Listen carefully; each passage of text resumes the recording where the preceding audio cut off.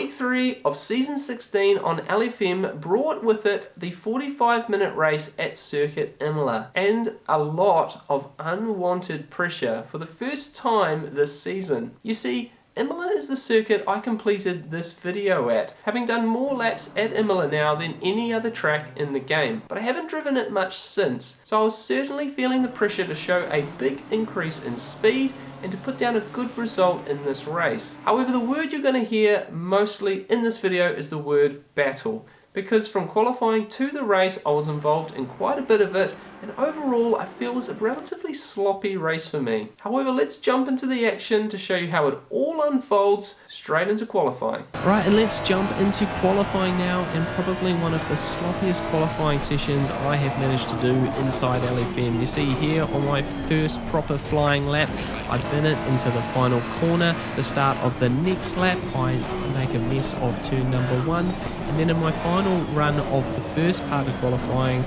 I have a real drama into turn 12. So 3 invalidated laps, but we managed to get one on the board. It ended up being a bit more of a safe lap because with only 2 minutes left of the session, I hadn't set any sort of competitive time. It puts us up into position 15, a 1 minute 42.37, and that's basically as good as it got for me with another invalidated lap afterwards. Now into the race now, and you can see the first thing there is I have scorching hot brakes. I had been dragging the brakes quite a bit on that formation lap trying to get the tyre temperatures up, however too much, and I have absolutely screaming hot brakes to start this race with.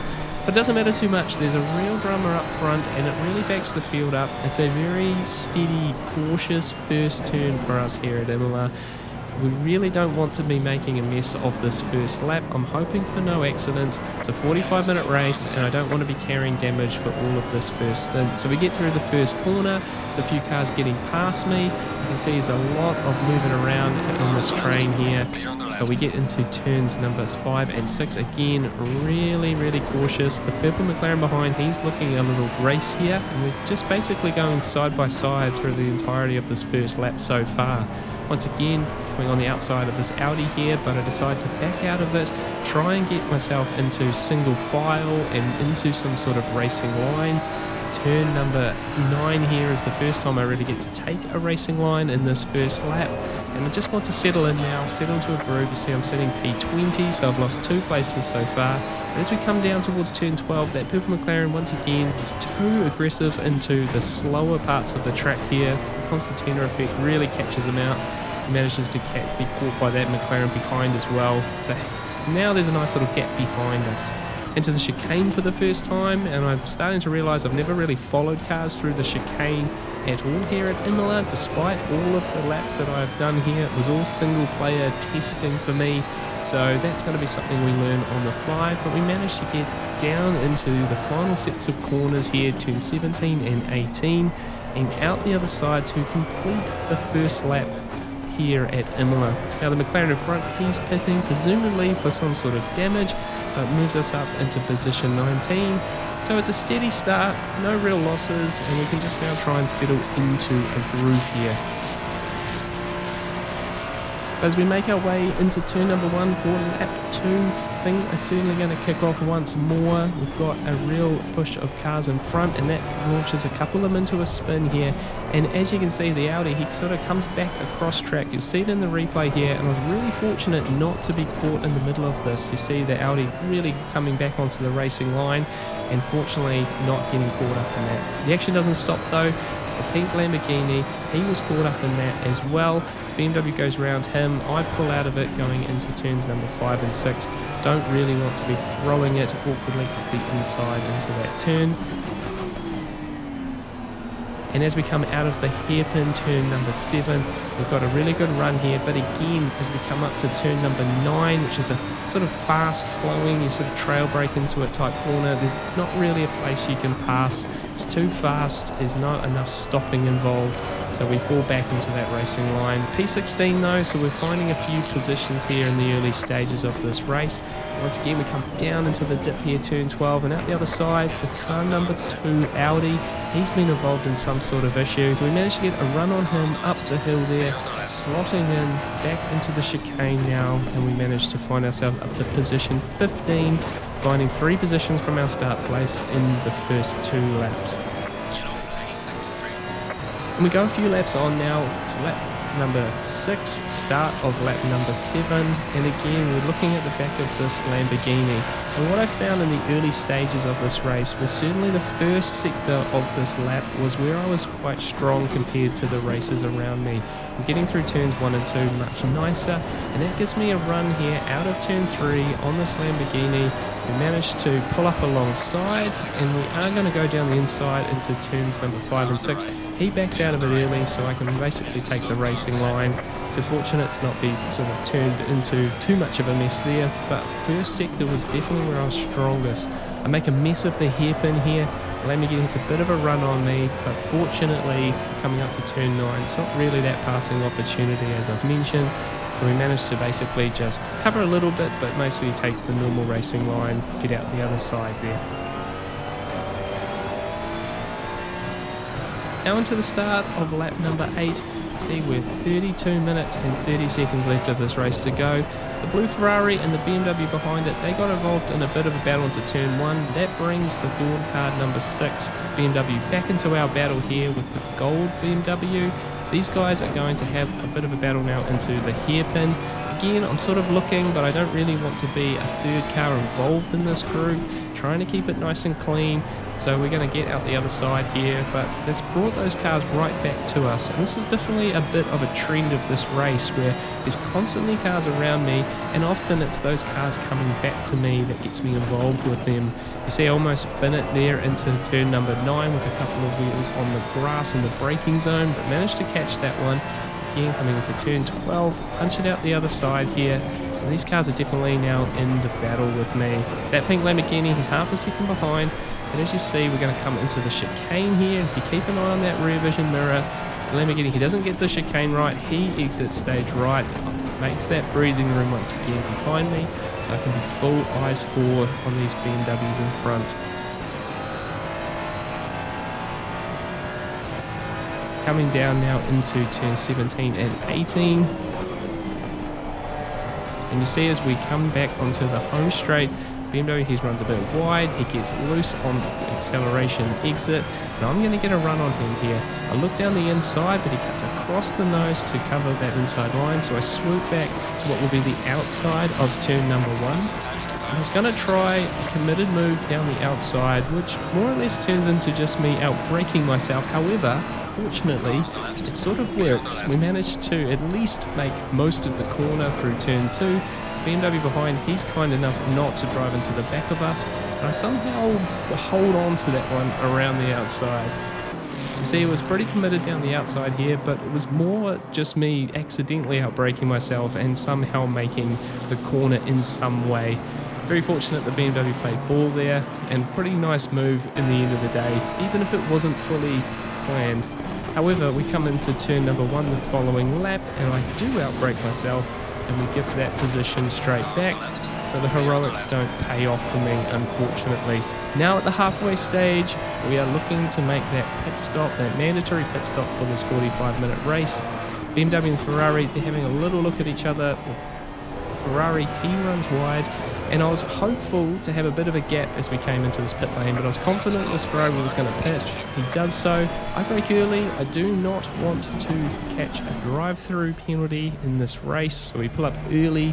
The blue Ferrari in front, however, he does go long of that line, so he in fact does pick up a pit lane penalty for that one. But we are trying to make an adjustment to the tyre pressures here. They're not quite optimum, and I make some button mistakes here. I almost miss my pit box entry as a result, so it's super sloppy this stop. Once again, I'm not getting these right, and actually for week 4 of LFM I'm going to exclusively do the endurance race simply to work on this pit stop. I'm now driving at a level where these guys are not making that mistake, and as you can see on the timing board, the car 11, the blue Ferrari, he's got a stop go, but that car 18 Ferrari, he was in fact directly behind me coming into the pits. He's now 5.5 seconds up the road. So I'm just losing way too much time in the pit stop, and I really need to get this right now. I cannot let this continue to cost me time. However, it's going to be eyes forward now, and we come in here, I'm showing currently P18, there's still a few cars left to make their pit stops, and we're now behind door card number 7, the Porsche, black Porsche in front of me, and this is going to be the next phase of my race. You can see there is definitely some cars close in front of him as well, so there's definitely positions to be gained here, and I'm just really trying to get into a racing groove now and trying to make this second stint better than the first. I'm going to come through to set my fastest lap of the race. It's going to be a 1 minute 42.497. Again, it's not my fastest time, but not too bad considering the 28-degree air temperature. And once again, even with this Porsche, I'm showing that the first sector for me was certainly the strongest, but chasing down a Porsche is really tricky. The Porsche has amazing acceleration out of particularly the final turn and the hairpins, so getting a really good run, particularly over turn 1, was really tricky. You see here with 13 minutes left to go, once again I'm slowly trying to find my way around him, and you've got to get that first set of corners right and hope for him to make a bit of a mistake. Even down into turns 5 and 6, definitely got some more pace on him, but it's really tricky to pass at Imola, and I'm certainly battling away here trying to make it happen. But P14, and here we are, 10 minutes left of the race, start of lap number 20. I get the run through out of turn 3 here, bit of a crisscross. I'm going to get a little nose up the inside. He tries to cover, but I'm already mostly there. I'm going to go side by side into turns 5 and 6, get hard over the curb, but we make contact at turn 6. And you'll see here on the replay, it was just a case that I've turned in too early into turn 6. I get hard over the curbs here, but you can see I just get too early into it. I make contact on the side there. So that one's on me. It was quite ambitious to go around the outside of turn 6, but we had to give it a go. I've been literally following him for the last 15 minutes. Definitely wanted to at least try. But 5 minutes left to go, and you can still see I'm sitting P14 and all these bunch of cars in front. That is the back of the top 10 at the end of that line. So there's certainly some opportunities here, but when you're at the back of the line, you're really hoping that it unfolds in front of you and you can more or less capitalise on some of those mistakes or some of that battling that's there. And with 3.5 minutes left to go, start of lap 24, I get the lifeline there with that Porsche putting a couple of wheels onto the grass at the braking zone for turn 1, so we do pick up that position finally. P13 now, and then with 1 minute and 40 seconds left to go, we're going to have this really awkward moment here. We're coming into turn 5 and 6, and there's a lapped car that's gone wide of turn 6, and his rejoin is really awkward for the two cars directly in front of me, right in the middle of the road.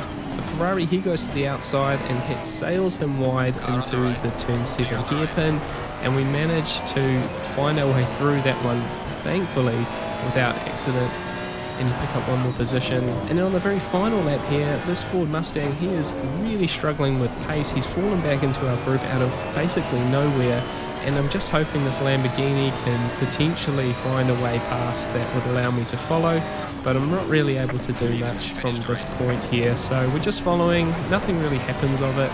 We're going to come through to finish that one in P12, gain 6 positions.